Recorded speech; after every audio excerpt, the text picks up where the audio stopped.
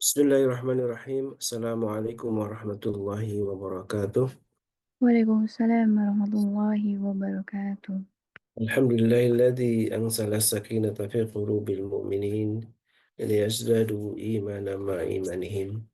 Asyhadu an la ilaha illallah wahdahu la syarika lahu wa asyhadu anna Muhammadan abduhu wa rasuluhu la nabiyya wa la rasula ba'dah. Allahumma salli wa sallim wa karim wa barik ala nabiyyina wa syafiina wa maulana wa qudwatina wa imamina Muhammad wa ala alihi wa sahbihi wa man ittaba'ahum bi ihsanin ila yaumiddin amma ba'du. Alhamdulillah wa syukurillah, puja-puji hanya milik Allah yang telah begitu banyak memberikan kita kenikmatan yang alhamdulillah kita rasakan di pagi ini.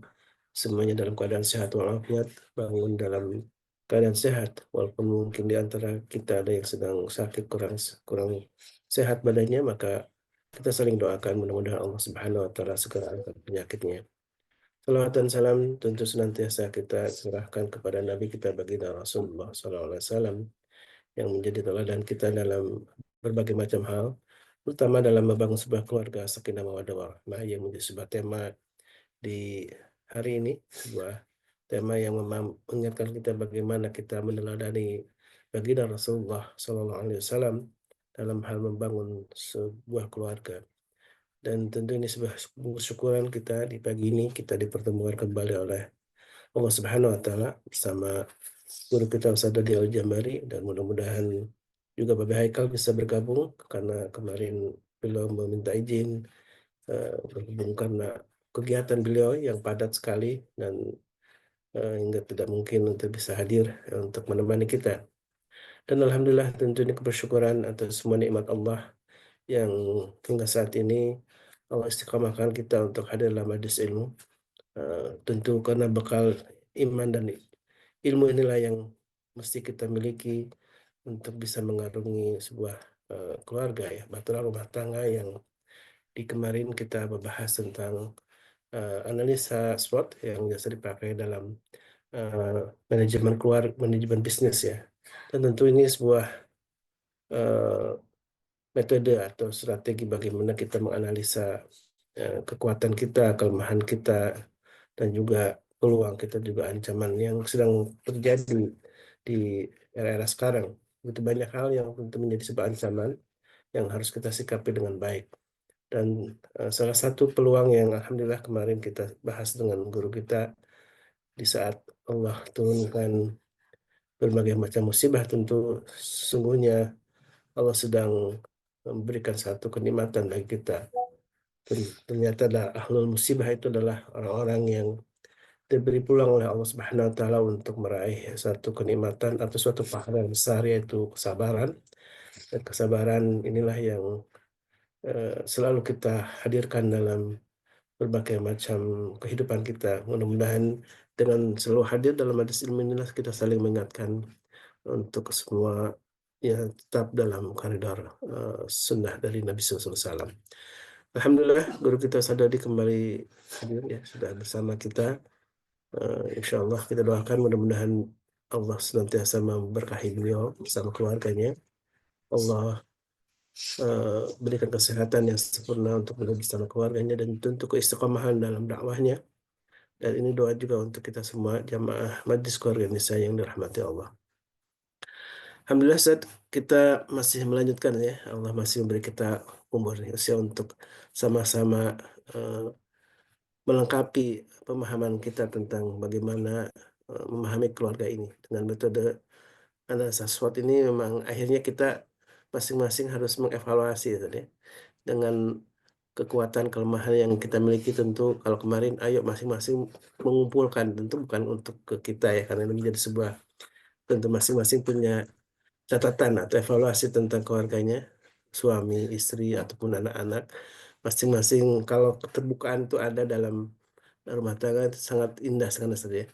Karena kunci tentang keberkahan keluarga atau keharmonisan keluarga itu, kalau selalu diingat oleh Ustaz Dodi, itu adalah komunikasi, katanya. Komunikasi. Baik, Ustaz, tafadhol masykurah untuk melanjutkan sebuah tema tentang menilik suatu keluarga kita. Tafadhal, Baik, mashkura. syukran jazakumullahu khairan. Amin. Fatahullah fi kulli hayatikum insyaallah Ustaz. Amin, amin. Bismillah. Assalamualaikum warahmatullahi wabarakatuh. Waalaikumsalam warahmatullahi wabarakatuh. Alhamdulillah, alhamdulillahilladzi anzalna sakinata fi qulubil muslimin walladzi anzalna qur'ana fi qulubil mu'minin. Asyhadu an la ilaha illallah wahdahu la syarikalah lahul mulku wa lahul hamdu wa huwa ala kulli syai'in qadir. Wa asyhadu anna Muhammadan abduhu wa rasuluhu la nabiyya rasula ba'da.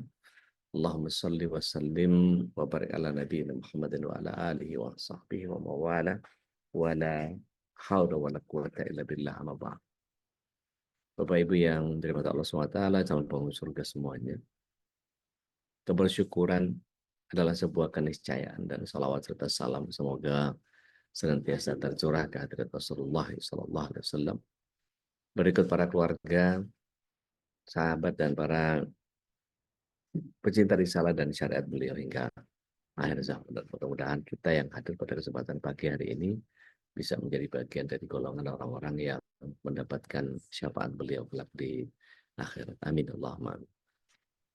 Teriring doa untuk seluruh pembina, seluruh pengurus dan seluruh muhibbin para jamaah yang selalu senantiasa mencoba menggali keilmuan dari apa yang datang dari Allah Tabaraka wa Ta'ala dan Rasulnya Sallallahu Alaihi Wasallam, menjadi orang-orang yang keluarganya senantiasa Allah SWT berikan tidak hanya hidayah, tetapi juga iradahnya, kudrahnya, terlebih maunahnya untuk kemudian kita bisa menjalankan keislaman kita sampai akhir hayat kita menjemput husnul khatimah dan kelak Allah SWT akan kumpulkan kita di surganya bersama keluarga. Amin Allahumma amin. Pagi ini kita masih melanjutkan bagaimana menilik SWOT dalam keluarga kita. Kalau kemarin kita sudah mencoba untuk mencari strengthness-nya pasangan dan anak-anak atau orang tua dan seterusnya, saat ini saya ingin kembali kita semua mencoba untuk menurunkan ego yang ada pada diri kita, kemudian berusaha untuk menaikkan dari ego yang sifatnya dirinya sendiri, itu kemudian dinaikkan menjadi altruis.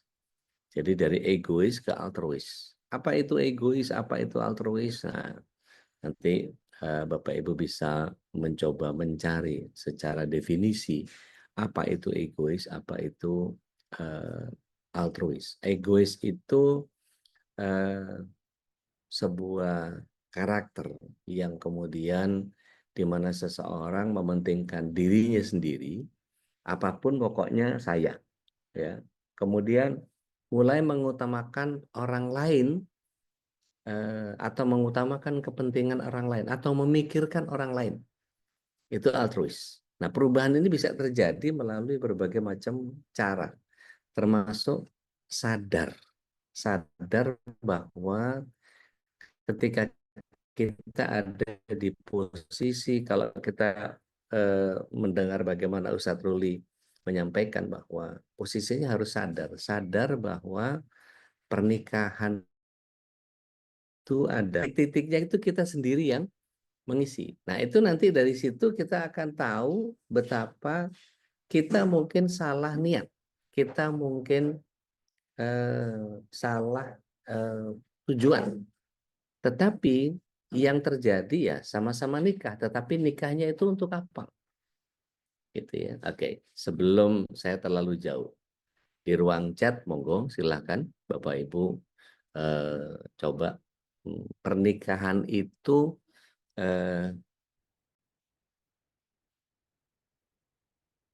kalau secara definisi pernikahan itu harus dilakukan dengan niat apa? Nah, itu yang harus kita secara fundamental.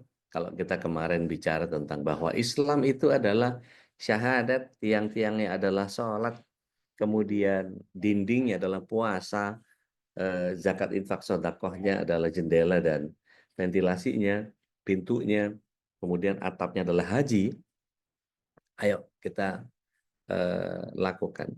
Pernikahan itu untuk apa? Gitu. Atau niatnya apa? Gitu. Nah, Teh Nadia nulis ibadah karena Allah. Saya butuh 4 sampel lagi. Ada 4 orang lagi yang menjawab dengan perspektif yang mungkin bisa sama, mungkin bisa berbeda. Silakan. Kira-kira pernikahan itu karena apa? Silakan. Saya tunggu ini 35 orang baru 1 yang menjawabnya. Jadi peribadatan itu karena apa? Menjaga diri dari perbuatan dosa. Oke. Nah, ini mulai muncul egoisnya nih. Gitu ya. Dari sini kita bisa ngelihat, oh menjaga diri dari perbuatan dosa berarti dia bicara tentang dirinya, bicara tentang egoisnya. Nah, itu di situ muncul. Coba sampling yang ketiga. Siapa coba? Jadi pernikahan itu karena apa? Tapi betul-betul loh ya, mengikuti sunnah Rasul. Oke, fine. Ya, itu juga masih ada unsur egoismenya juga.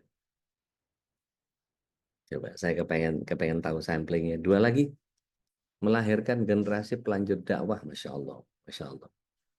Ini sudah mulai altruis nih, oke? Karena bicaranya sudah bukan, Budia Bandung banyak keturunan, itu sudah mulai altruis, gitu. Sudah tidak berpikir tentang dirinya sendiri, gitu.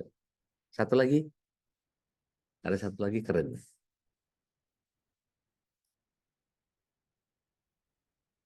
Ibadah karena Allah, jaga diri dari perbuatan dosa, mengikuti salah satu ibadah karena Allah. Oke, tadian sama kayak Nadia. Syiar agama, oke. Maksud saya gini, kalau kita ngelihat satu point of view, satu cara pandang, kalau kita bicara tentang yang pertama deh ya, jawaban yang pertama. Ini bisa sama dengan jawaban kita ya. Ibadah karena Allah. Betul nggak pernikahan itu ibadah karena Allah? Betul. Dari sisi sebuah idealisme.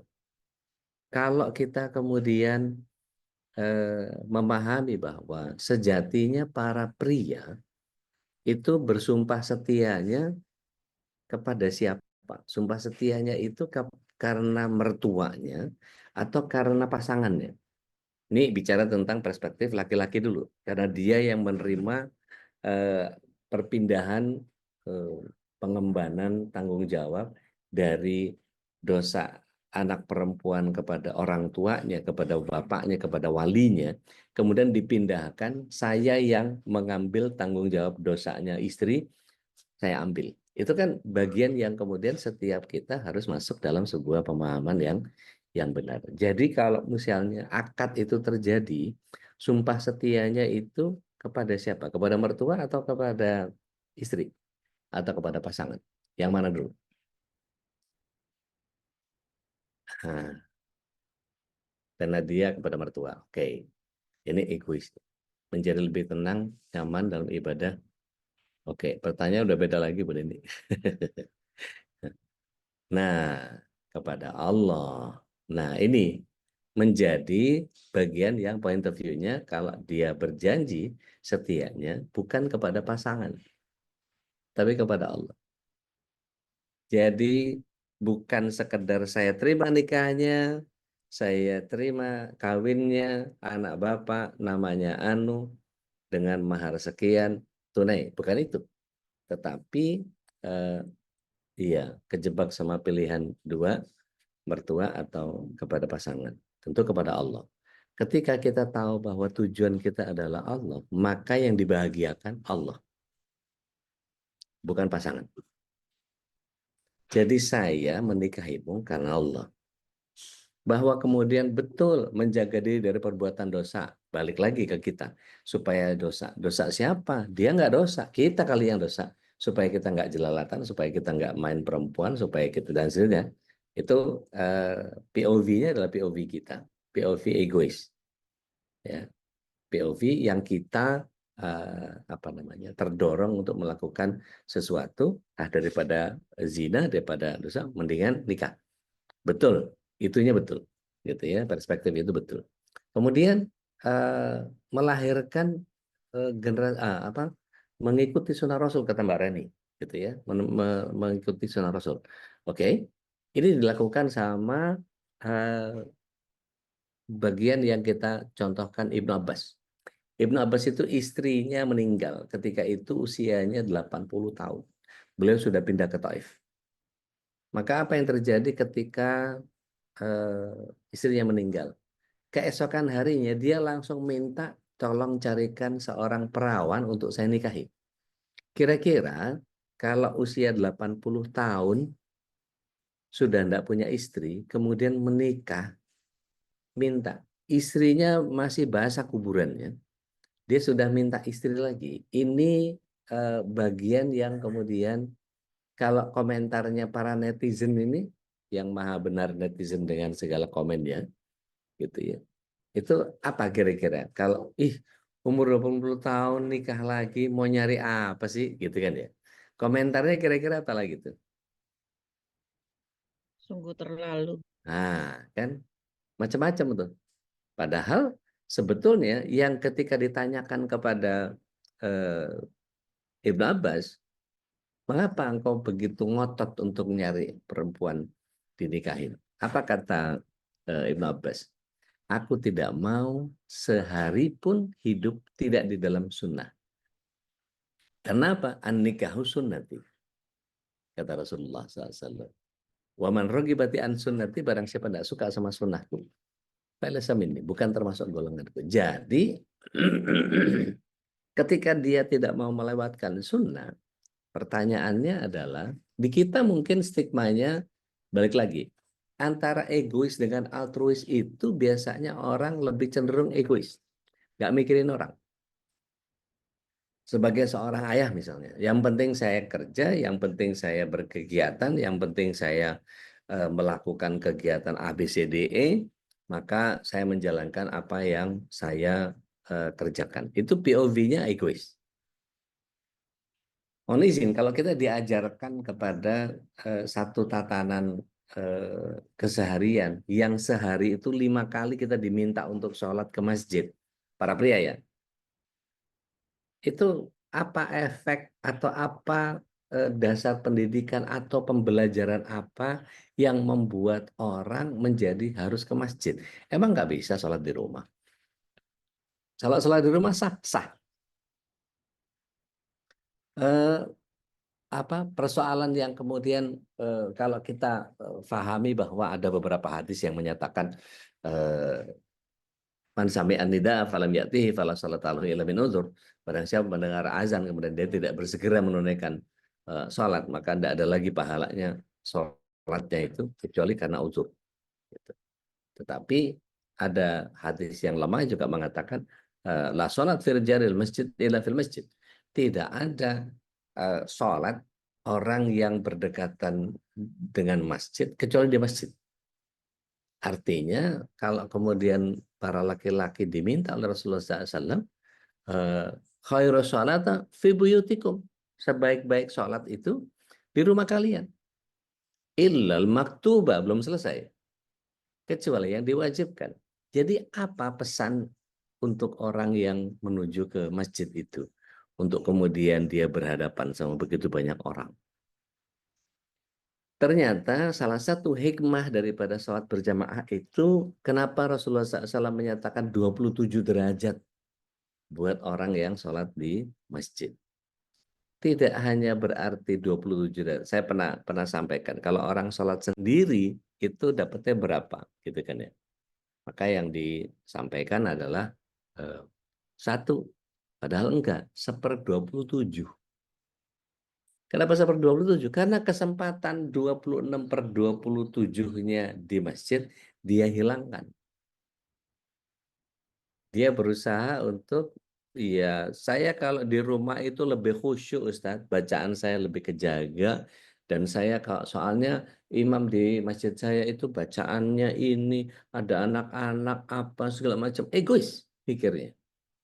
Tapi ketika dia harus kesampingkan semua itu, saya harus ke masjid dan saya harus menerima konsekuensi anak-anak yang berisik, orang-orang yang beraneka ragam tingkah lakunya di sekitar kita, kaki kita ada yang dikejar-kejar, gitu.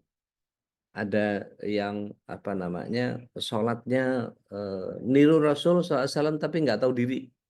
Contohnya apa? Kalau sujud dia kemudian membentang tangannya. Memang nggak boleh Ustaz. Nggak boleh kalau pas jamaah. Lah Rasulullah SAW gitu kan, kita niru Rasulullah SAW. Rasulullah SAW jadi imam. Kalau kita bentang tangan kemudian seperti seekor kambing bisa melewati ketiaknya, itu posisinya Rasulullah SAW sebagai imam. Pernah nggak Rasulullah SAW jadi makmum? Enggak. Sekali doang ketika dia sakit dan Abu Bakar diminta untuk jadi imam. Itu pun maju mundur imamnya, si Abu Bakar As-Siddiq. Nah, dari situ kita bisa melihat bahwa, oh, tangannya yang membentang itu Rasulullah SAW lakukan hanya ketika jadi imam. Lah kita ngikut Rasulullah SAW dalam posisi yang berbeda. Terus kita bentang tangan gitu juga. Berarti apa? Nggak punya empati kita sama orang lain. Nah, menumbuhkan empati, berubah menjadi egois, menjadi altruis itu adalah bagian yang sudah diajarkan sama agama kita. Makanya kemudian, coba perhatikan ayat-ayat yang Allah SWT hadirkan. Tolong disambung ya. Tolong disambung. Aqimis shalah wa titik-titik. Apa? Atus zakata. Atuz zakah. Sholat buat Allah, zakat buat siapa? Selalu imbangannya itu setelah vertikal, lakukan horizontal. Ada lagi yang luar biasa. Ketika seseorang urusannya bicara tentang saum gitu ya. Kata Rasulullah SAW, Allah SWT dalam sebuah hadis qudsi menyatakan, kullu amalan ibni Adam lahu. Setiap amalan ibnu Adam buat dia. Illa siyam. Kecuali puasa. Fa innahu li, kata Allah. Dan sesungguhnya itu buat aku. Fa innahu li. Ada satu hadis menyatakan wa ana ajzibi. Di hadis yang lain menyatakan wa ana ajrubi. Aku yang mengganjarnya, aku yang langsung membalasnya. Artinya kalau kita lihat, puasa itu kan sifatnya egois atau altruis? Oke, kita lihat sisinya. Yang mana? Egois atau altruis puasa itu? Altruis kan karena Allah. Dia lakukan itu karena orang lain atau karena Allah? Berarti egois dong. Karena Allah. Karena Allah, berarti dia egois. Dirinya sendiri urusan sama Allah. Bodo amat orang puasa mau enggak, boleh saya puasa. Kan itu enggak mikirin orang lain. Ya kan? Saya bukan memaksakan kehendak ini, tapi kalau kita lihat POV-nya, urusan puasa itu urusan kita sama Allah. Kalau urusan kita sama manusia itu dari 5 rukun Islam, syahadat itu ada orang lain. Nggak bisa kita syahadat sendiri. Asyhadu an la ilaha illallah, asyhadu anna Rasulullah, terus jadi Islam sendiri. Gue Islam, nggak bisa. Harus ada orang. Harus ada persaksian orang. Sholat. Kan? Kita mesti belajar sama orang. Belajar yang benar kayak apa. Fikih sholatnya kayak apa, dan seterusnya. Gitu. Mesti minta ke Mas Nandar untuk bisa dapetin flash disk kitab sholat dalam bentuk audio. Gitu. Butuh orang lain. Syahadat butuh orang lain. Sholat butuh orang lain. Zakat butuh orang lain. Ya, butuh orang lain. Ini diajarkan untuk altruis. Gitu. Tetapi saum tidak. Saum itu adalah bagian di mana kita urusannya sama Allah saja. Maka di sini point of view egois kemudian menjadikan puasa itu menjadi bagian yang sangat sangat sakral. Urusannya adalah kita kepada Allah tabaraka wa taala. Yang artinya ketika tadi dikatakan bahwa wa innahu li, sesungguhnya apa namanya yang disebut tadi sesungguhnya saum itu untukku, dan puasa itu nggak bisa kita riak. Mau riak gimana? Bisanya sum'ah. Kalau sekarang ada yang lagi pada nyawal nih, yang lagi pada nyawal, kira-kira bisa nggak menyombongkan saum syawalnya dalam konteks riak? Nggak bisa, tapi sum'ah. Ingin didengar sama orang. Contohnya gini, kalau dari 5 rukun Islam, syahadat ada kemungkinan bisa ria, nggak bisa. Datangin orang apa segala macam, si ini login, si ini bersyahadat apa segala macam. Wah, ditanya orang banyak-banyak. Akhirnya menyombongkan diri. Alhamdulillah saya sekarang sudah masuk Islam. Saya nggak mikirin orang. Ada kesempatan untuk ria? Ada. Bisa berpotensi untuk dia takabur? Bisa. Oke. Sholat. Ya, sholat. Kalau sholat itu kemudian bagian yang kemudian kita perhatikan gitu ya. Sholat itu bisa nggak orang lain ngelihat kita di videoin atau kita pasang live berapa kali kita lihat ada imam-imam sholat yang kemudian dia masang HP-nya untuk kemudian ngecek murojaahnya. Jadi imam dia cek bacaan dia seperti apa.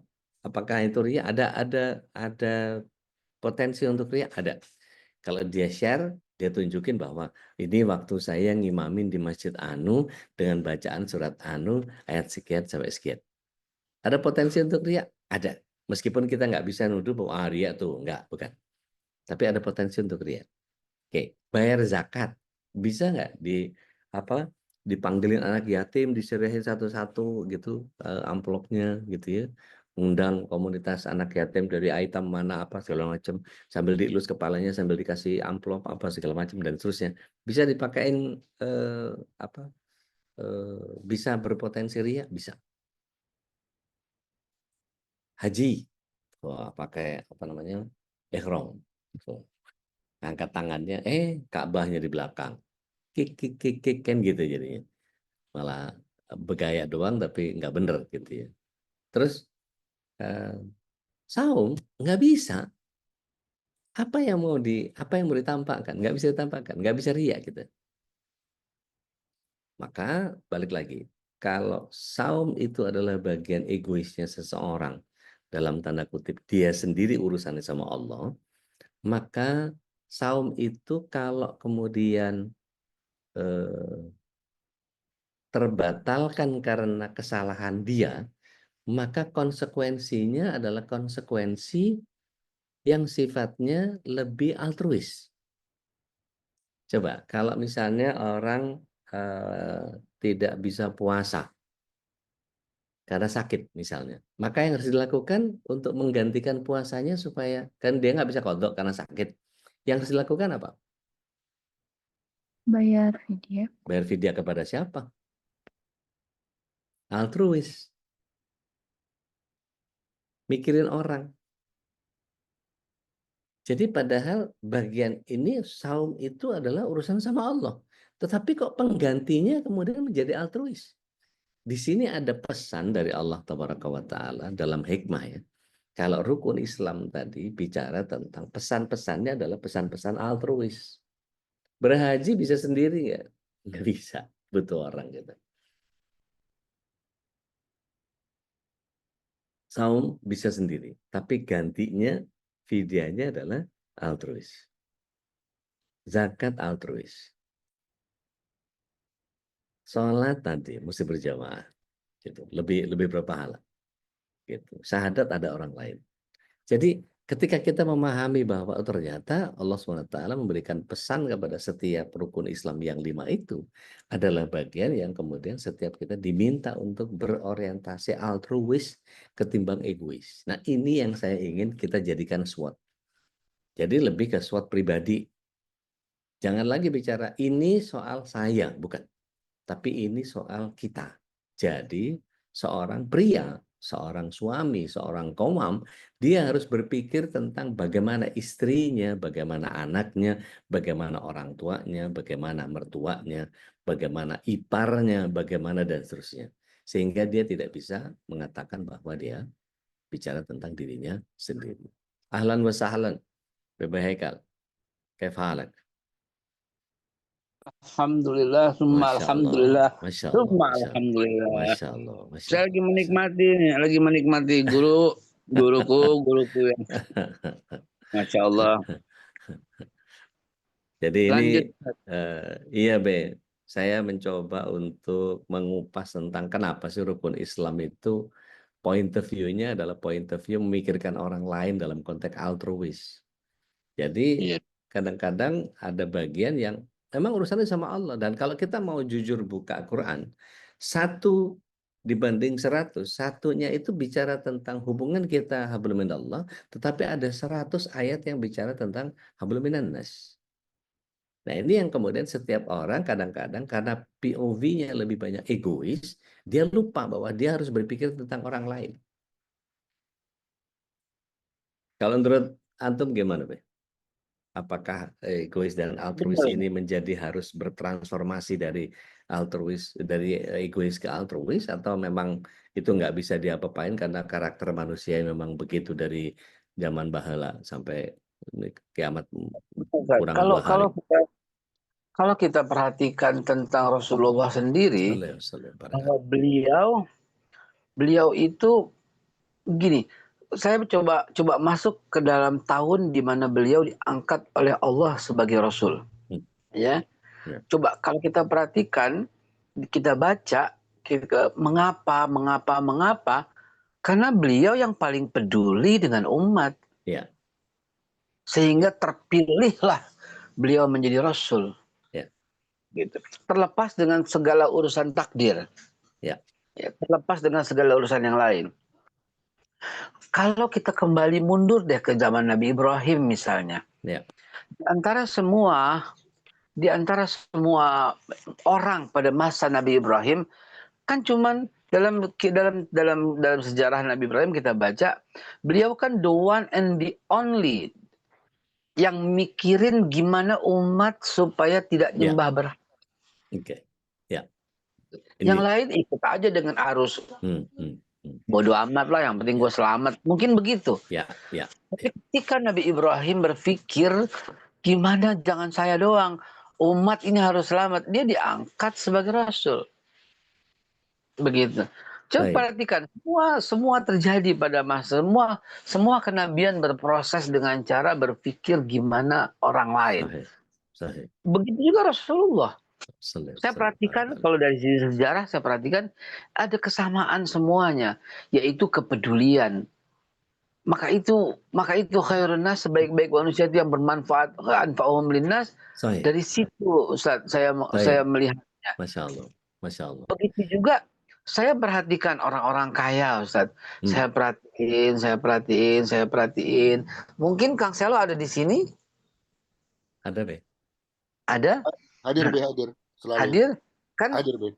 saya lihat kan kemarin waktu saya cerita, ketika saya sama Selo, saya cerita sama beberapa teman, saya cerita yang datang. Ketika saya dilemanya itu berdebat dengan seseorang yang dia bilang, kalau ini saya aja nggak ada masalah, baik Babe gitu. Tapi coba Babe pikirin, di belakang saya ada 7.000 orang gitu. Saya jadi emosi dan saya bilang, lalu di bawah saya 260 juta orang, Pak. Saya bilang gitu. Tapi di tengah teriakan emosi saya terhadap pengusaha permen ini, yang mikirin, saya berpikir, ya gue juga mikirin 260 juta, tanggung jawabnya kayak gimana. Tetapi di balik itu semua, dia orang kaya raya, salah satu di antara 20 besar orang kaya di Indonesia, tapi yang dipikirin gimana 7.000 orang saya gitu. Begitu saya perhatiin begitu, semua orang begitu. Orang-orang kaya itu seperti itu pola pikirnya. Dia dikasih kesempatan oleh Allah untuk mensejahterakan orang lain. Bahkan saya kenal motivator, salah seorang motivator, sebutlah namanya Pak Mario Teguh. Dia coba mikirin kepada kita begini, perhatikan orang-orang kaya. Dia diangkat kaya karena dia berguna banyak buat orang lain. Perhatikan siapapun orangnya, apapun agamanya. Saya menjawab, ya betul sekali. Ketika dia mulai berpikir untukku, maka itulah awal mula hancurnya perusahaan itu. Ya. Saya sebagai seorang sales, Ustaz. Ya. Sebagai seorang sales, saya berpikir ketika mana target gua, disitulah saya nggak pernah mencapai target. Ini beneran karena saya sudah 20 tahun. Ya. Tapi ketika saya berpikir sampai ke toko, ini toko sepi ya, gimana caranya supaya toko itu maju ya? Ini kok si Engko ini, si Inci ini, warung Pak Haji ini sepi ya. Pak Haji, saya pajangin ya. Maka saya pajangin ya, ini ya barangnya saya pajangin ya, supaya orang datang, supaya pengen beli ya. Bu Aji, ini kotor banget, berdebu. Saya kalau jadi sales, Ustaz, saya bawa lap, Ustaz. Jadi saya lapin tuh kalau ada yang Insya Allah. kotor. Dan ternyata dengan cara berpikir seperti itu, saya nggak pernah enggak setiap bulan mencapai target. Ketika teman saya dari perusahaan lain, dari barang lain, masuk ke situ, ke toko itu berkata enggak, gue masih banyak, enggak, gitu. Dan saya kemudian datang setelah dia, aduh siap, kayaknya kata dia, toko itu nggak mau ngorder lagi. Ah masa, coba gue datang, saya belum ngomong apapun guru. Dia berkata, lu bawa barang apa Kal? Gua ambil ini deh, ini deh, ini deh, ini deh. Karena saya mikirin dia. Ya, ya, Begitu ya, guru. ya. Baik, Masya Allah. Jadi memang betul, semua pesan dari rukun Islam itu bicara tentang altruislah engkau dengan egoisme. Artinya kalau saya bicara hablum minallah hablum minannasnya, itu saya menemukan satu hadis, ini ada jebakan dari gaya bahasanya Al-Quran, sehingga membuat orang menjadi terkesima dengan pola atau gaya bahasa. Yuk teman-teman kita buka surat 28 ayat yang ke-77. Izin B. Surat 28 ayat 77, Iya, teman-teman udah ya. ada yang berkenan mau baca, monggo silakan. A'udzubillahi minasyaitonirrajim. Wa badaghi fima ataqallahu darul akhirah wa la tansa nasibaka minad dunya wa ahsin kama ahsanallahu ilaik wa la tabghil fasada fil ardi innallaha la yuhibbul mufsidin. Silakan Teh. Auzubillahiminasyaitonirrajim. Surat 28 Al-Qasas ayat 77. Dan carilah pahala negeri akhirat dengan apa yang telah dianugerahkan Allah kepadamu. Tetapi janganlah kamu lupakan bagianmu di dunia. Oke. Dan berbuat baiklah kepada orang lain sebagaimana Allah telah berbuat baik kepadamu. Dan janganlah kamu berbuat kerusakan di bumi. Sungguh Allah tidak menyukai orang yang berbuat kerusakan. Masya Allah. Jadi saya bagi itu menjadi 3 aspek. Pertama bicara persiapkan negeri akhiratmu, tapi jangan lupakan dunia. 1. Jadi orientasinya akhirat dulu, kemudian perhatikan dunia boleh dinikmati. Artinya kalau kita bicara hablum minallah lah dulu, baru kemudian hablum minannas. Di ayat yang kedua, di frase yang kedua, wa ahsin kama ahsanallahu ilaik. Berbuat baiklah kepada manusia sebagaimana Allah SWT berbuat baik kepadamu. Artinya ini orang akan kejebak dengan berbuat baik itu berarti hablum minannas. Hablum minannas dulu baru hablum minallah, karena Allah disebutnya belakangan. Yang ketiga, jangan melakukan perusakan di muka bumi karena Allah nggak senang sama orang yang rusak. Bicara tentang hablum minannas baru kemudian hablum minallah. Padahal kalau kita telisik, perintahnya adalah bagian yang di depan dikebelakangkan. Ibu-ibu memasaklah sesuai resep. Maka yang dilakukan oleh ibu-ibu apa? Langsung masak? Enggak, resep dulu. Bapak-bapak, bekerjalah sesuai prosedur. Langsung kerja? Enggak, ngecek prosedur dulu. Jadi bicara tentang wa ahsin kama ahsanallahu ilaik, itu bacanya adalah karena Allah sudah berbuat baik kepada kita, hablum minallah, baru kemudian berbuat baiklah atas dasar itu. Jadi hablum minallah dulu baru hablum minannas. Begitu juga dengan konteks di mana yang terakhir bicara tentang karena sesungguhnya Allah nggak senang sama orang yang berbuat kerusakan, maka jangan lakukan kerusakan. Tetap bicaranya tiga frase itu menyatakan bahwa hablum minallah dulu baru hablum minannas. Atau kalau mau nyebut hablum minannas lah karena hablum minallah. Setuju nggak, Be? Maaf, siap. Siap, betul. Teman-teman sekalian, bukan saya orangnya nggak demen memuji. Tapi kalau saya sendiri menikmati apa yang Ustadz Dodi sampaikan ini dan belum pernah sedalam ini ketika menerangkan ayat wabtaghi fima ataqallahu darul akhirah. Biasanya orang membaca ayat ini itu justifikasi dunia juga penting, nah gitu. Itu justifikasinya ayat itu. Dunia juga penting. Kita cari dunia ini karena, tapi lihat perhatikan. Setuju Ustaz, setuju 1000% bahwa urusan ini ya dunia jangan sampai lupa. Tapi ujungnya itu adalah wa ma khalaqtul jin wal ins illa liya'budun. Nah, jadi kalau teman-teman perhatikan, ayo kita jadi orang di setiap keluarga itu sebagai ayah kah, sebagai ibu kah, sebagai anak kah, sebagai mertua kah, sebagai besan kah, sebagai anggota masyarakat sekalipun, apa kita tokoh atau apapun status kehidupan kita, maka kembalikan, pikirkan orang lain. Pikirkan orang lain, lebih banyak altruis ketimbang egois. Karena bicara tentang bagian yang kita harus pahami bahwa memikirkan diri sendiri itu nggak ada habisnya, karena bicara tentang egois itu bagian yang kemudian menyebabkan orang lain menjadi seperti tidak ada artinya. Dan itu Benar, mengerikan. Ustaz. Iya, mengerikannya gini, Be. Ya, Rasulullah SAW menyatakan bahwa egois itu menyebabkan munculnya potensi kesombongan.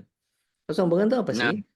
Kesombongan itu menolak kebenaran dan meremehkan orang lain. Nah, kalau sudah begitu, bahaya itu.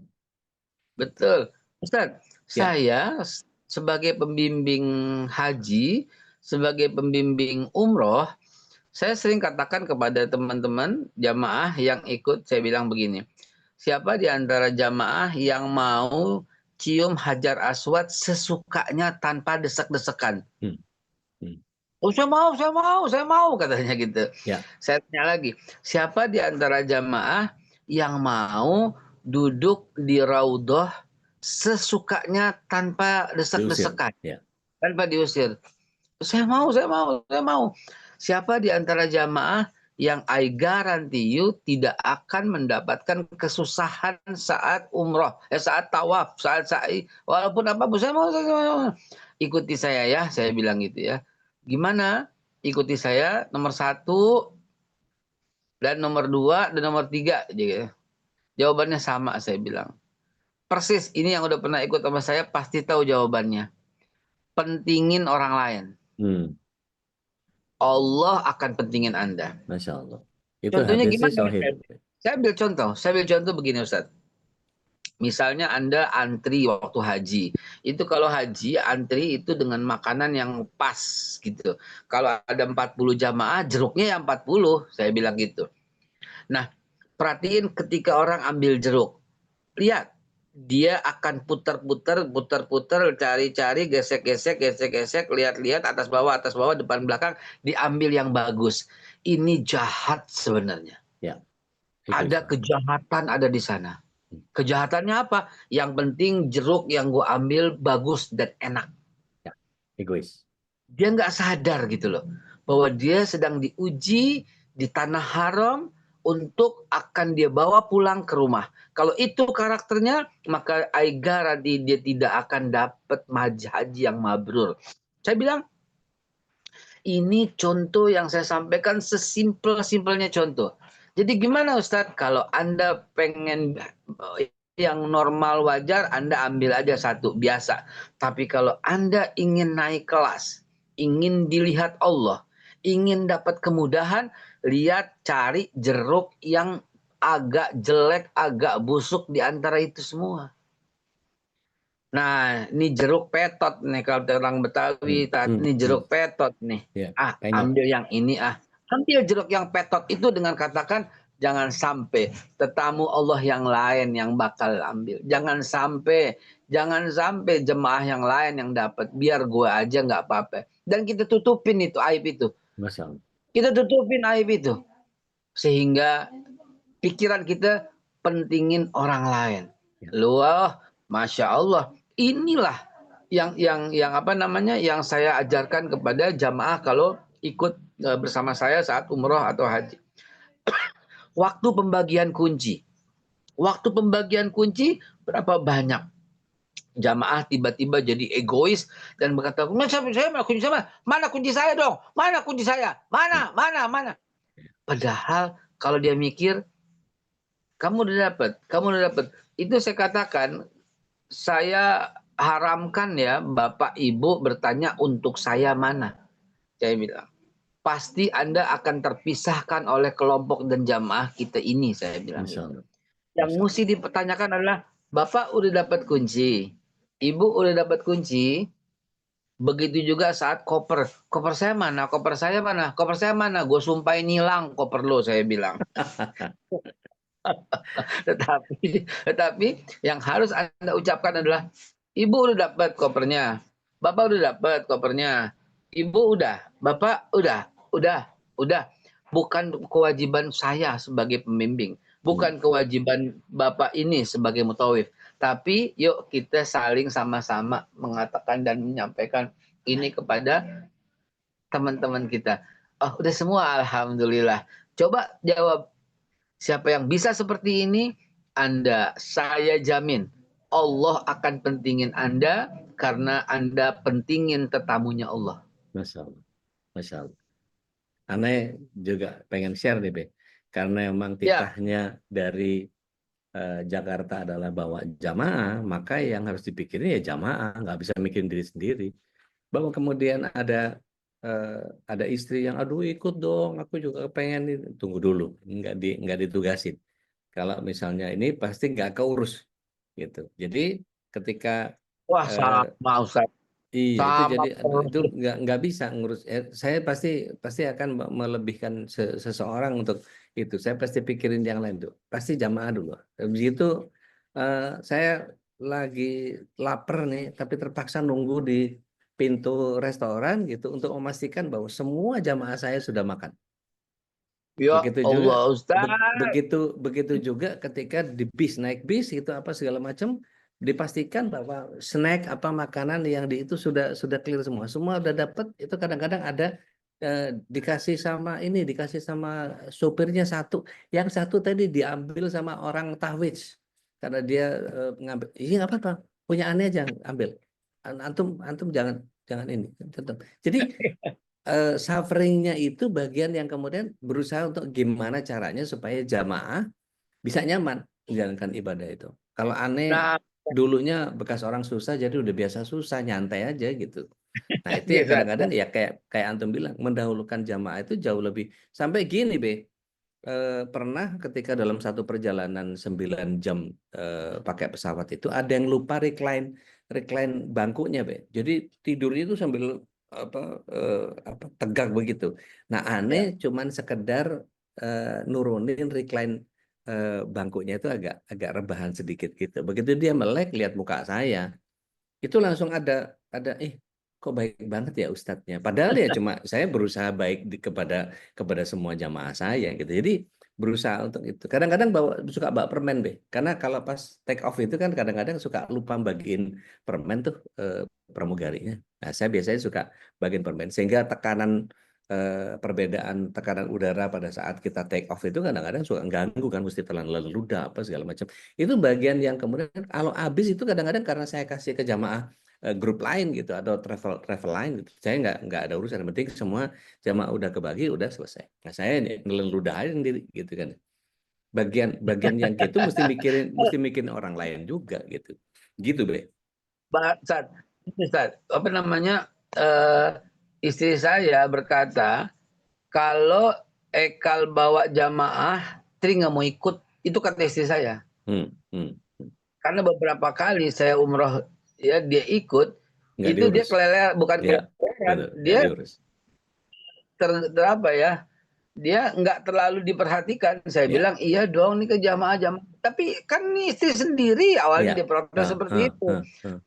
Tapi belakangan karena saya tetap memperhatikan jamaah ya karena amanah, jadi akhirnya dia bilang ikut umroh yuk. Saya bilang gitu. Bawa jamaah nggak? Bawa, nggak mau. Gitu. Ikut umroh yuk. Bawa jamaah nggak? Bawa, nggak mau. Gitu. Nah, kayak kelihatannya Kang Selo ada Bu Nini di sini, Bu Nini, ada Bu Nini. Ada. Siap Ustadz. Ada Iya, istrinya Kelihatannya ditinggalin di kamar terus sama Ustadz. Jalan-jalan sendiri kayak orang hilang.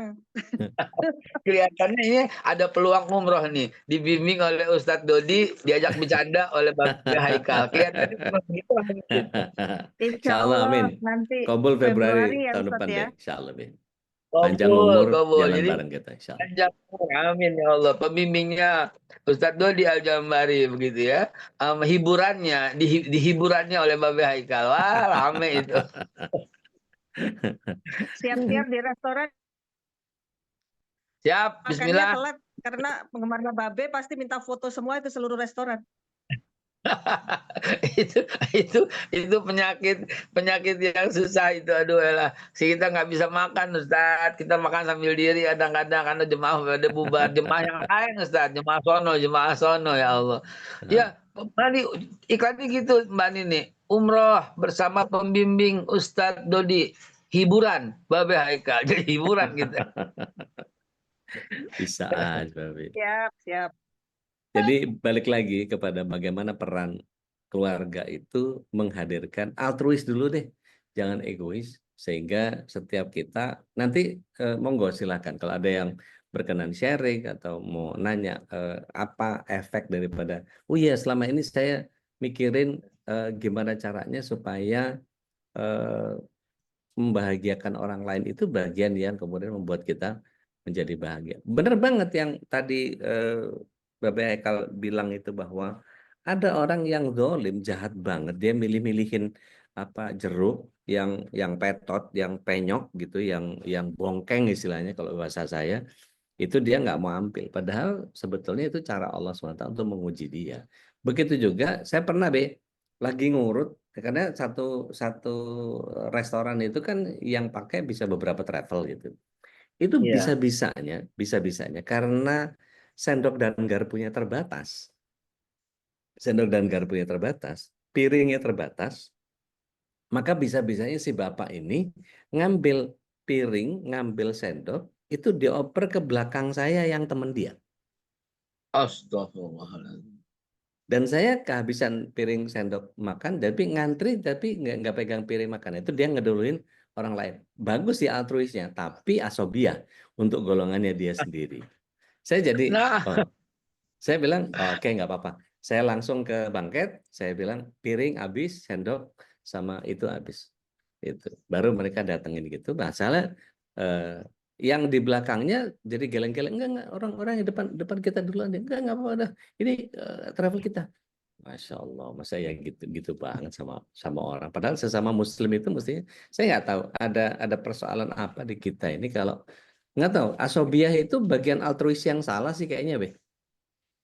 jelas Ustadz, karena itu Rasulullah SAW bilang, laisa minna man mata ila asabiyah. Bukan golonganku orang yang mati karena asabiyah. Walaisa minna man da'a ila asabiyah. Dan bukan golonganku juga orang-orang yang dakwah berjuang untuk asabiyahnya. Dan asabiyah kita telah teruji ketika Pilpres Ustadz, minta maaf. Lama Pilpresnya pilihannya sama, saudara. Kalau beda, musuhan. Masya Allah. Bayangkan seorang seperti ahli filosof tapi tidak beragama, tidak bernabi Muhammad, tidak pernah bersolawat, menjadi pahlawannya karena sekedar sama dengan cara berpikir dan kelompoknya, sama dengan tuntutannya, menjadi idola padahal dia tidak pernah bersolawat kepada Rasulullah, tidak pernah basah oleh wudhu, dan tidak pernah jidatnya untuk tunduk kepada Allah. Sementara saudaranya yang sama-sama berjuang dikatain, dihina, dicaci, dimaki. Ini semakin membuktikan bahwa saya menjadi tersinggung kalau orang berkata umat Islam jumlahnya di Indonesia paling besar. Saya langsung teriak, tidak. Ya. Ya. Begitulah faktanya, Ustaz. Sahih. Begitulah faktanya. Mereka mungkin Islam, tapi mereka jauh dari kelompoknya Rasulullah. Laisa minna, bukan golonganku, kata Nabi. Laisa minna, bukan golonganku. Siapa ya Rasulullah? Dia yang dakwahnya untuk kelompoknya. Dia yang berjuang untuk kelompoknya semata. Dan dia yang mati karena mempertahankan kelompoknya. Fadhal Ustaz. Masya Allah. Barakallah. Jadi, monggo Bapak Ibu, kalau mau sharing tentang bagaimana dari egois ke altruis ini memang proses transformasi yang sangat tidak mudah, tetapi bukan tidak bisa. Artinya gini, altruis itu bukan meniadakan diri sendiri. Altruis ini tindakan menggunakan kepentingan orang lain, bukan berarti mengabaikan kebutuhan dan kebaikan diri sendiri. Altruis ini kan tetap punya rasa tanggung jawab dan peduli terhadap dirinya sendiri. Kalau kita berdoa, Kenapa? Dalam bahasa Arab itu indahnya ketika kita baca Robbi dengan Robbana. Kalau Robbi itu egois. Tapi kalau Robbana, kita ada di dalamnya. Contoh sederhana misalnya, kalau kita berdoa egois. Robbi firli wali walidayya warhamhuma kama rabbayani shaghira. Itu bagian yang ya saya, dan saya, dan saya, dan saya. Tetapi ketika kita ganti menjadi bentuk jamak, Rabbana firlana dzunubana wali walidaina warhamhuma kama rabbawna shighara. Itu tidak hanya orang tua kita secara langsung. Kalau kita punya mertua dapat juga. Kakek neneknya dapat, buyutnya, canggahnya, udek-udek, gantung siwur, gedebok bosok. Itu kalau orang Jawa bilang, itu sampai 7 turunan ke atas itu dapat semua. Nah kan lebih bermanfaat gitu. Jauh daripada kita doa sendiri gitu. Teh Nadia mau sharing, monggo Teh. Assalamualaikum warahmatullahi wabarakatuh. Waalaikumsalam warahmatullahi wabarakatuh. Saya mau nanya, apalah artinya saya kalau sharing? Gini, Babe dan Ude yang kami hormati. Jadi kan ada satu cerita nih, misalnya yang cerita klise deh. Ada orang nolongin orang sampai ngeluarin banyak uang, sampai ngabisin uang dia, kemudian dia sakit, dan ada satu orang lagi dia nasehatin. Kamu nolongin orang oke, tapi kamu harus mikirin kesehatan kamu gitu. Nah itu. Nah adakah batasan dari altruis itu dan bagaimana teknisnya gitu? Makasih Babe dan Bude. Assalamualaikum. Betul. Fadhal, Ustaz. Assalamualaikum. Taib, bismillah. Jadi kalau kita bicara altruis ini, ada yang didorong empati, ada yang didorong belas kasihan, ada yang bicara tentang cari amalnya orang. Saya dikasih tahu sama guru-guru saya bahwa cari amalnya mustami. Ajarin mereka sesuatu, ajarin mereka zikir tertentu yang ketika mereka mengerjakan, kita dapat pahalanya. Itu bagian yang kemudian membuat kita menjadi penting untuk kemudian bicara tentang bagian yang kita bisa bilang bahwa itu adalah bagian di mana kita berusaha untuk menghadirkan objektivitas gitu. Jadi kalau misalnya dia melakukan itu karena memang tujuannya untuk membahagiakan orang lain, artinya gini, merubah dari egois ke altruis itu proses, tidak ada instan. Proses ini butuh waktu, butuh refleksi, butuh kesadaran untuk mengubah kebiasaan dan pemikiran yang egois. Ketika seseorang mempertahankan haknya tanpa memikirkan orang lain, itu sudah egois. Jadi contoh perubahannya misalnya gini, dari mengabaikan kebutuhan orang lain menjadi lebih peduli. Contoh nih, ada keset di depan itu. Kadang-kadang karena banyak orang di masjid itu, ada yang ketendang, ada yang kelipet, sampai pintunya nggak bisa tutup gara-gara kesetnya kusut di depannya itu. Dan itu ada orang yang lewat melenggang aja. Nggak peduli dia dengan kepentingan orang lain. Padahal apa susahnya, tinggal dia injek, tarik sedikit biar nggak ganggu pintu, rasanya lebih menyenangkan gitu. Satu contoh yang konkret misalnya, orang ngerokok. Orang ngerokok itu dia langsung langsung nyentilin puntung rokoknya itu ke tempat yang dia suka aja, mentang-mentang kosong. Ada teman saya orang Singapura, Dodi, you know that Indonesia is the biggest ashtray in the world. Look, itu betul-betul jadi tempat sampah terbesar di dunia karena orang enak aja. Kalau di Singapura kan nggak bisa begitu.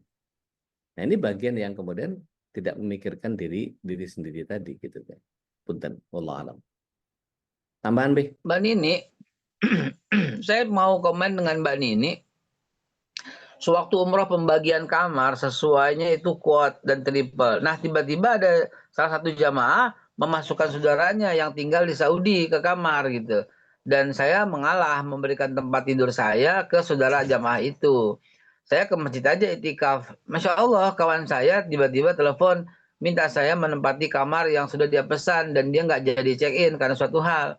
Ini artinya Allah ganti langsung yang saya berikan bintang 4 tapi sama Allah diganti bintang 5 dan suite dan sendiri lagi. Ini keutamaan ketika mendapatkan ya apa yang ya subhanallah. Jadi jangan pikirin coba pikirin orang lain, pentingin orang lain. Dan lihat keajaiban yang tiba kepadamu.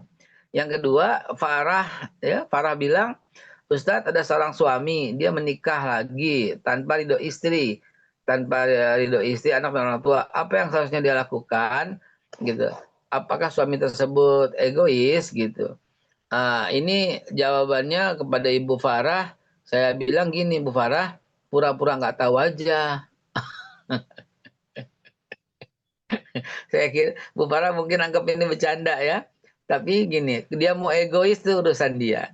Dia mau apa tuh urusan dia. Urusan kita, jangan ganggu hubungan saya dengan Allah. Tuh, itu yang mesti dipegang Bu Farah. Ya, dia mau begini, dia mau begitu, nggak apa-apa. Kalau dia bilang egois, ya silahkan. Mungkin dia egois, iya. Mungkin dia mikirin kenikmatan sendiri, iya. Tapi saya tidak gitu.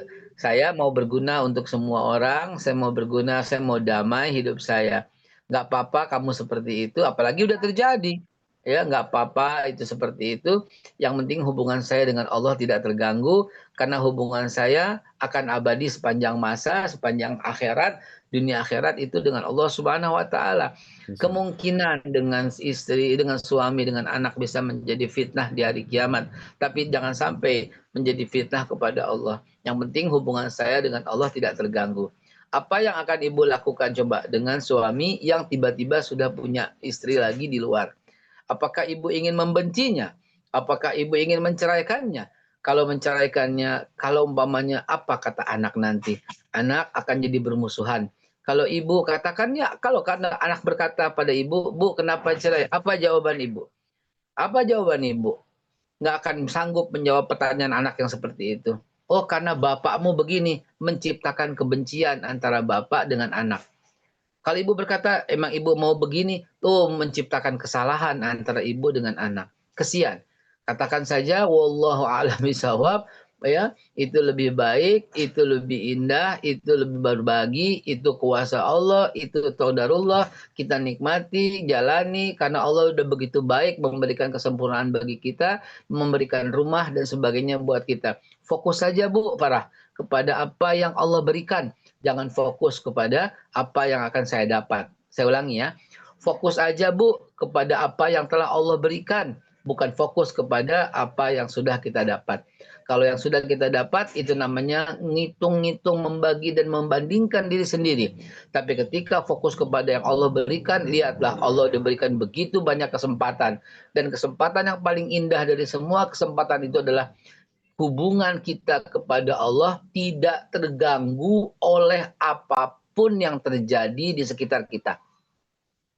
Ya. Sekali lagi, hubungan kita kepada Allah jangan sampai terganggu dengan apapun yang terjadi di antara kita. Walau bumi kiamat, asal jangan kita berhenti sujud. Walau semua orang khianat, jangan sampai kita lupa tahajud. Itu kurang lebih. Masya Allah. Masya Allah. Izin Ustaz, saya pagi ini menemani Presiden Prabowo, beliau membangun pesantren sangat besar di Depok, Ustaz. Ini peletakan batu pertama. Masya Allah. Ia membangun pesantren dan peletakan batu pertamanya dengan Presiden. Saya diminta untuk mendampingi dan Siap. jam 7 tepat harus sudah cas-cis-cus. Siap. Saya mohon Siap. doanya, semoga Siap. bisa terus Siap ya. mengingatkan Presiden. Baik. Semoga bisa terus Barakallah. mendampingi dan selalu amar ma'ruf kepada Bapak Presiden, nahi munkar kepada Bapak Baik. Presiden. Mohon doanya, karena itu juga Fiamanillah. merupakan bagian daripada dakwah yang cukup besar dan ya lumayan berat di antara lingkungan. Ya Izin. sarallah insyaallah. Assalamualaikum. Tafadhal masyaallah. Fiamanillah. Amin ya Maulana, amin ya Karim. Barakallah be, Masya Allah. Barakallah. Baik, kita lanjut. Mbak Dina di Wonogiri, monggo silakan. Ya, Assalamualaikum Bude. Waalaikumsalam warahmatullahi wabarakatuh. Masya Allah gitu yang disampaikan tadi, Qadrullah kemarin Ramadan gitu, Mas, Allah kasih kesempatan kami untuk umroh gitu kan, kebetulan Dina sendiri gitu, kamarnya dekat langsung sama Habib Assegaf yang dicondet tetangganya Babe juga gitu. Masya Allah gitu yang dibilang Ustadz Dodi, Babe gitu kan, beliau perlihatkan langsung di depan mata Dina sendiri gitu. Saat itu kalau nggak salah pas kemarin Bekasi yang lagi banjir parah-parahnya itu loh Ya. Ude. Ya. Kebetulan kan di Condet juga lagi parah juga, ada banjir gitu. Ya. Nah, Qadrullah di belakang kata-kata Syarifah Habib, itu di belakang rumah persis gitu.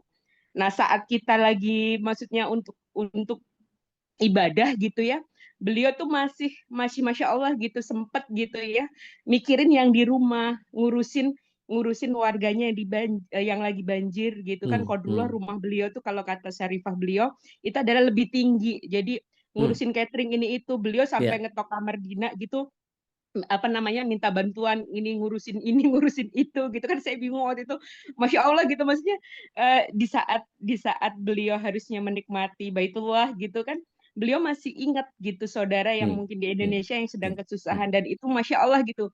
Saya ingat banget, saya kan memang kemana-mana selalu deket tempat duduknya apanya, di kereta, di bus gitu sama beliau gitu, sama Sarifahnya gitu.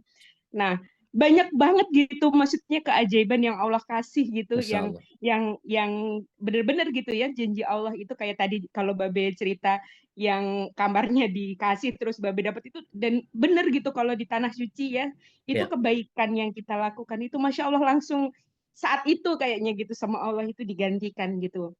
Itu yang menjadi motivasi Dina pribadi gitu, walaupun uangnya mangke wae gitu, ngelis aja dulu gitu ibaratnya gitu. Itu yang masya Allah gitu, apalagi di bulan Ramadan itu yang Allah. pertama itu sedikit sharing, insya Allah Siap. kebaikan itu akan dibalas kebaikan insya Allah Masya gitu. Allah, Yang Masya kedua ini Dina akan tanya terkait yang tadi dibahas gitu tentang altruis gitu kan, nggak jauh beda juga dengan people pleaser gitu. Dina pribadi itu sering dibilang sama temen-temen gitu, maksudnya seperti itu gitu. Udahlah nak, udah lo nggak ada Bambang gitu kan, udah lo cuman tinggal sama anak-anak, masih aja lo mikirin orang. Sering banget gitu Dina tuh digituin gitu Ustadz gitu. Nah kadang itu jadi bisa mikir gitu, memang kenapa sih gitu kan, kadang karena Dina yakin gitu, karena kalau kebaikan itu akan dibalas kebaikan, dan itu yang alhamdulillah almarhum ayahnya anak-anak bener-bener itu di apa ya ibaratnya, yang ilmu yang Dina dapat dari beliau tuh itu gitu, tertanam, yang bener-bener ngebekas gitu. Karena memang seperti itu, saya inget banget beliau dulu itu di dompet waktu awal nikah Ustadz gitu, awal-awal nikah gitu, kita lagi jalan di Danau Duta itu loh Ustadz gitu. Di dompet beliau itu belum ngambil ATM, di dompet beliau itu tinggal 50.000. Terus ada ibu-ibu kan biasa ya, yang kalau di danau kan ada orang minta-minta apa segala macam gitu. Itu ada ibu-ibu sepuh gitu yang ini cuman tinggal selembar. Waktu itu kita pengen beli lontong gulai Ustadz gitu, yang di Danau Duta gitu. Tinggal itu tadinya cuman cukup itu. Terus pas ngeliat ibu itu, udah kasih aja katanya gitu, udah kasih aja gitu dia katanya. Terus udah kan dikasih gitu, baru jalan berapa langkah gitu masya Allah gitu, tahu-tahu ada bunyi di handphone gitu, yang ternyata itu adalah bonus saya di kantor gitu. Maksudnya kayak gitu-gitu hal yang kecil gitu masya Allah gitu. Nah kadang gitu maksudnya apa ya, beda tipis kan kadang Ustadz itu kalau kita ngomong people pleaser, altruis dan lain sebagainya itu. Nah tadi kan Tehnat nanya batasan ya, batasan untuk kita berbuat baik, batasan itu yang kadang tipis gitu. Kalau saya pribadi sih selalu yakin bahwa kalau kita baik itu ya Allah akan lebih baik lagi ke kita gitu. Cuman kadang ada aja gitu orang yang mengkhawatirkan kondisi kami gitu. Entah, kalau saya Dina pribadi itu kadang malah kakak-kakak sendiri Ustadz gitu. Kadang kayak kondisi saat ini kan Dina kan apa istilahnya, kakak Dina lagi butuh Dina gitu. Jadi Dina ngasih pengertian ke anak-anak gitu. Nah, besok kayak kemarin, nah besok Bunda pulang malam karena itu tindakan sampai malam gini. Jadi Dina ngejelasin, nanti pulang sekolah begini, kakak harus masakin ini buat adik dan lain sebagainya seperti itu.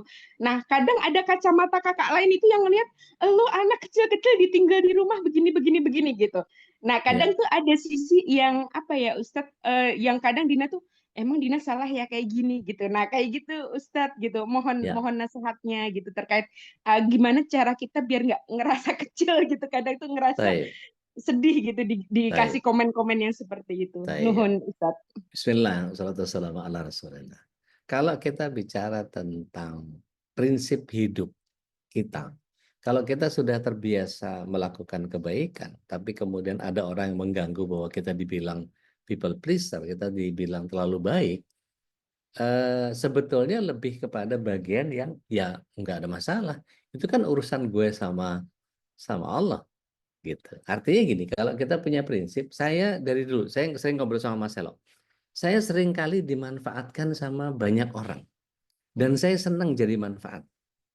Contoh misalnya dulu zaman masih apa namanya, masih jadi koreografer, itu orang taunya yang nongol di pampang di nama besarnya itu koreografer by Rudy Wawor. Semua saya yang bikin tariannya.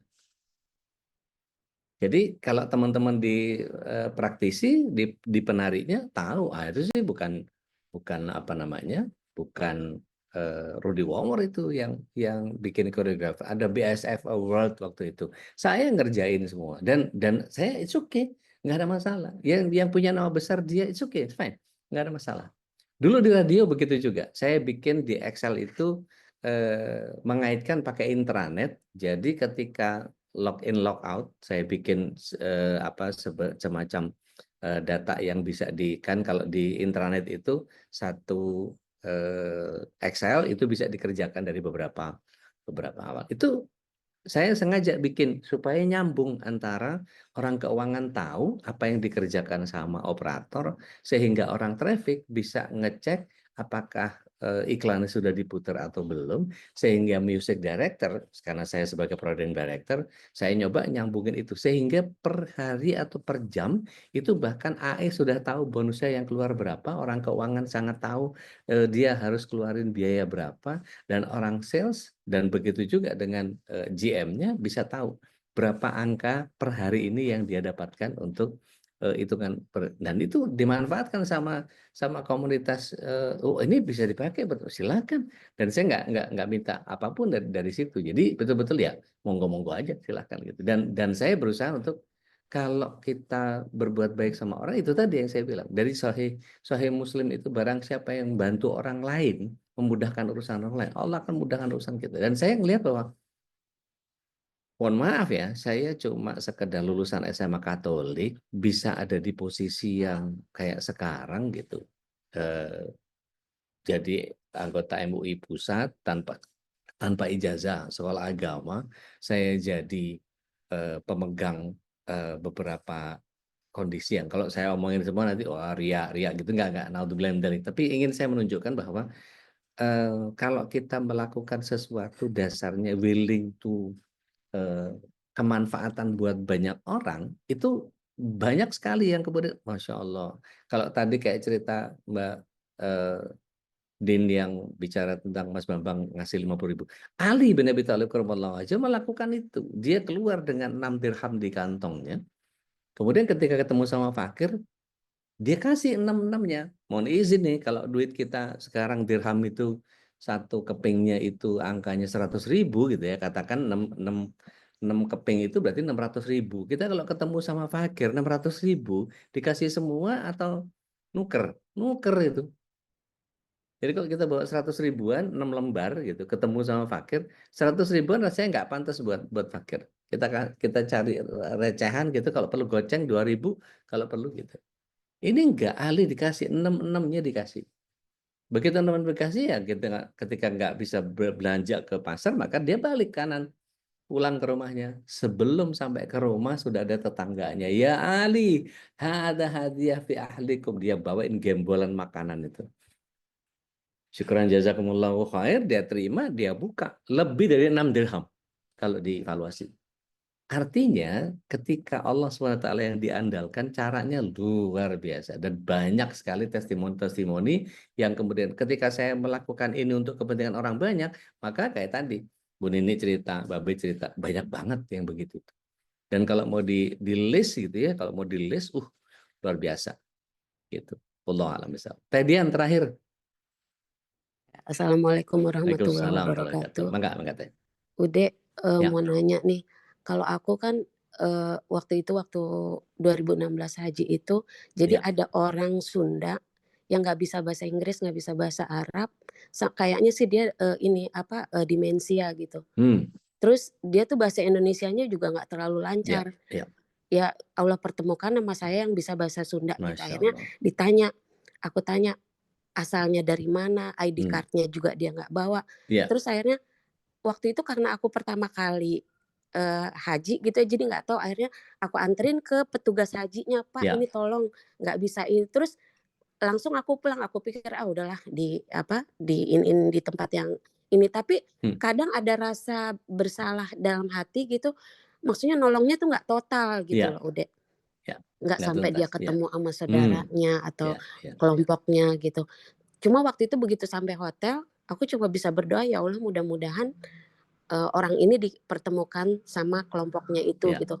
Kayak waktu di rumah sakit juga, sebagian orang tuh ada umpama ada nenek-nenek dia nggak bisa daftar atau fingerprint yang pakai BPJS itu, terus sini Bu saya tolong gitu, terus udah mana ininya udah, nah kebetulan yang di belakang juga pada nggak bisa, minta tolong ke aku gitu, terus sampai aku bilang ini, maaf ya Bu nanti jadi bercanda, nanti saya bisa lama-lama bisa digaji sama rumah sakit ini gitu, saya bilang minta tolong sama petugasnya aja ya gitu, karena saya sebentar lagi jam saya tuh udah ini udah waktunya saya konsul sama dokter gitu. Itu apakah itu benar gitu, Ude, Ya. tindakan saya itu gitu Baik, aja. baik. Masya Syukran, Allah. Ude. Masya Allah. Barakallah. Masya Allah. Bismillah, salatu wassalamu ala rasulillah. Ketika kita melakukan kebaikan atas dasar insting pribadi kita, memang ada sifat altruis di kita nggak peduli sama orang lain.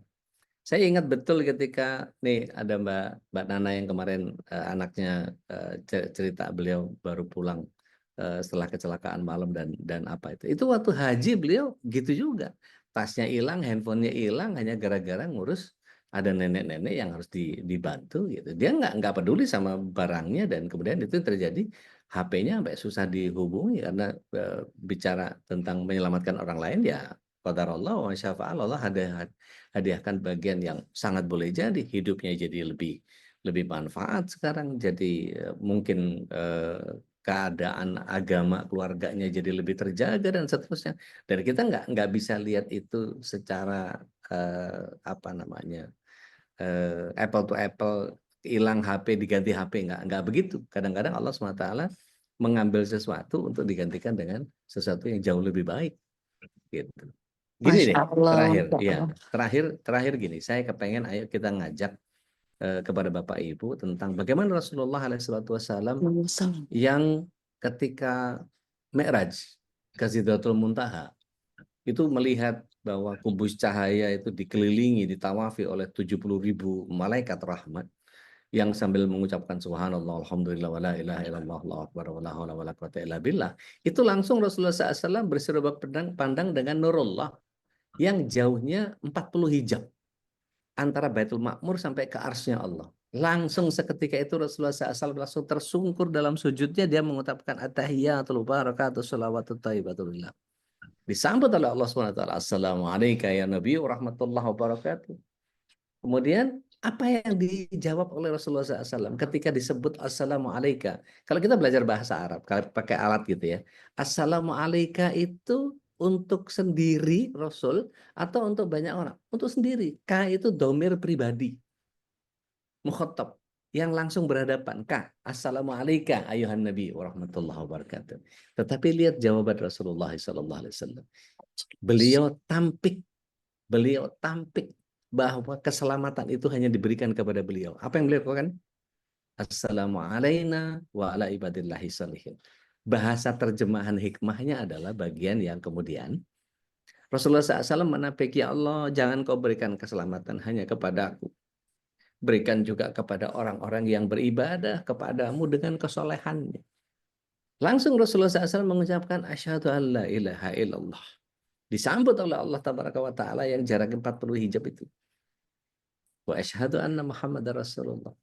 Ketika itu malaikat di bawah ars dan seluruh penghuni langit mengucapkan salawat kepada Rasulullah SAW. Allahumma salli ala Muhammad, Allahumma salli ala Muhammad, Allahumma salli ala Muhammad. Apa yang dilakukan sama Rasulullah SAW? Jangan kau berikan salawat itu hanya kepada aku, tapi berikan kepada keluarganya Muhammad. Beliau jawab apa? Wa ala ali Muhammad. Jadi Rasulullah SAW adalah orang yang selalu berusaha untuk, ini dalam keadaan ketemu langsung bos besar nih, tapi yang dipikirin bukan dirinya sendiri. Beliau memikirkan orang banyak. Bahkan ketika mau wafat pun beliau ummati. Beliau ingin umatnya selamatkan. Bahkan ketika Jibril alaihissalam menemani Rasulullah SAW ketika nazak itu, sampai-sampai malaikat Jibril alaihissalam buang muka karena nggak mau lihat kekasihnya disakiti dengan sakaratul maut. Sampai-sampai Rasulullah SAW mengatakan, ya Allah, bisakah semua rasa sakit itu timpakan kepadaku, jangan kau berikan kepada umatku. Ya Allah. Begitu besar pengorbanan Rasulullah SAW ada mengadakan cintanya. Bahkan Rasulullah SAW pernah menyatakan, aku rindu pada saudaraku. Bahkan para sahabat itu mengatakan, bukankah kami saudaramu ya Rasulullah? Bukan, kalian sahabat. Kalian sahabatku. Lalu siapa?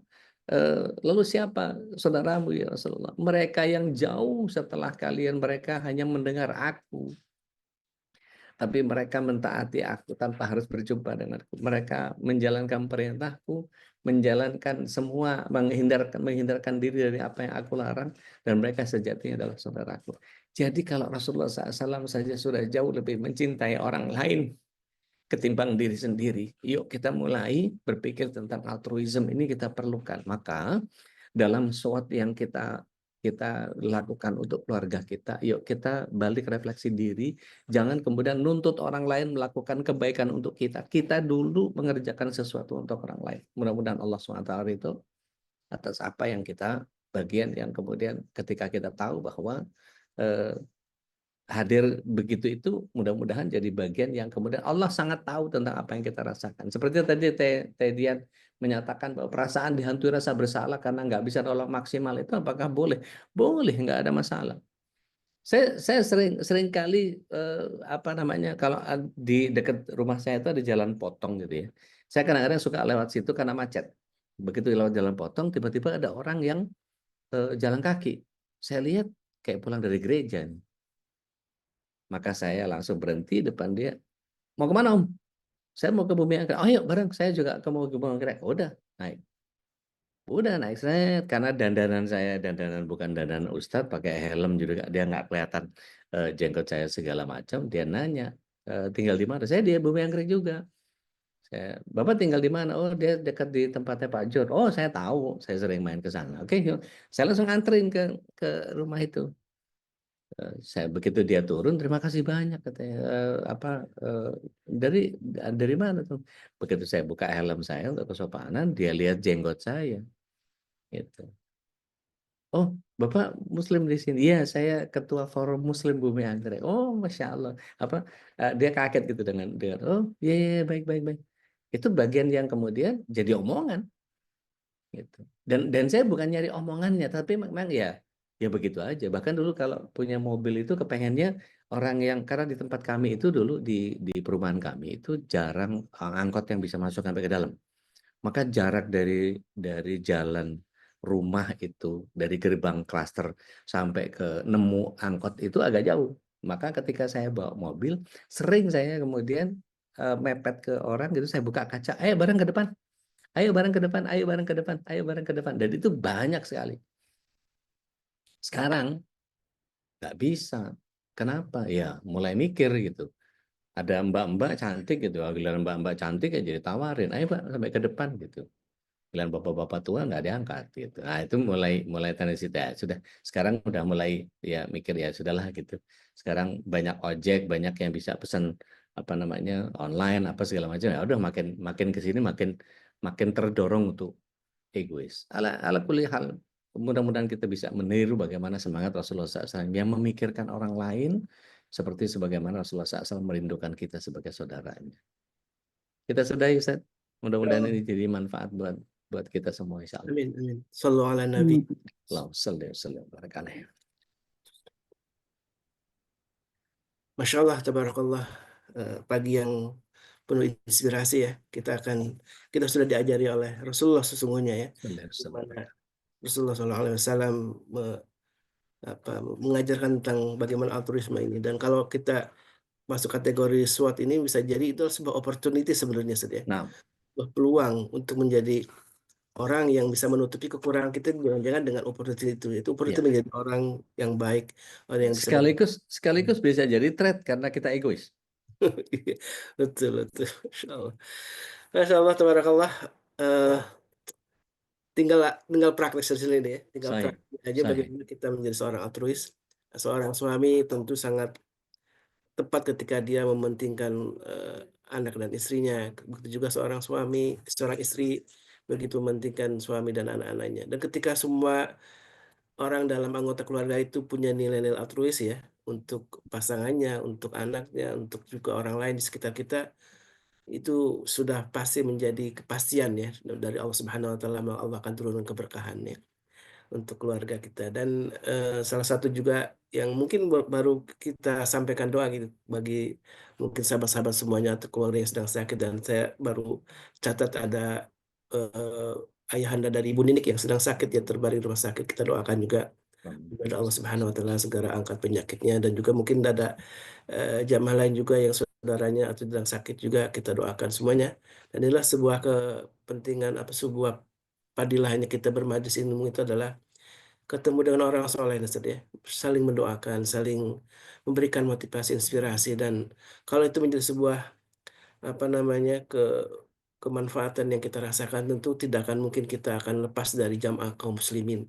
Dan salah satunya adalah dengan kita bermajlis di Majlis Keluarga Indonesia. Mudah-mudahan Allah berkahi majlis ini dan juga Allah jadikan sebagai wasilah untuk mendapatkan ridho Allah Subhanahu wa taala. Dan tentu semua harta atau sedekah infak yang jamaah amanahkan kepada kami, mudah-mudahan juga kami terus istiqamah untuk menyalurkannya untuk kebaikan-kebaikan. Selain untuk mendanai kegiatan dari MKI, juga kita selalu sisihkan untuk sahabat para saudara-saudara kita di Gaza, dan juga untuk mendukung kegiatan rumah tahfidz dari Pak Haikal dan juga rumah tahfidz dari Tuan Guru Parbaja. Tentu ini sebuah kebaikan yang mudah-mudahan Allah segera jadikan harta yang kita miliki menjadi harta yang berkah, ya, harta yang Allah lipat gandakan pahalanya. Tidak hanya di dunia kita rasakan, dan juga di akhirat kelak. Amin Allahumma amin. Mari kita tutup majlis ini dengan doa kafatul majlis. Subhanakallahumma wa bihamdika asyhadu an la ilaha illa anta astaghfiruka wa atubu ilaik. Alaikum minkum hadana wa yakum. Assalamualaikum warahmatullahi wabarakatuh. اللهم ارحمنا بالقرآن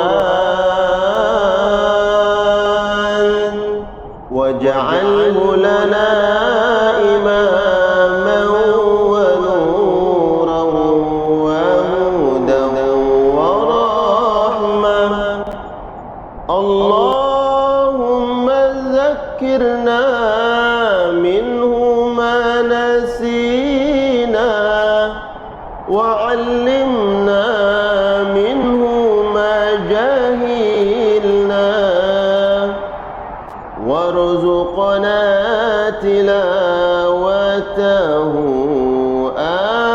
آناء الليل وأطراف النهار واجعله لنا حجة يا رب العالمين.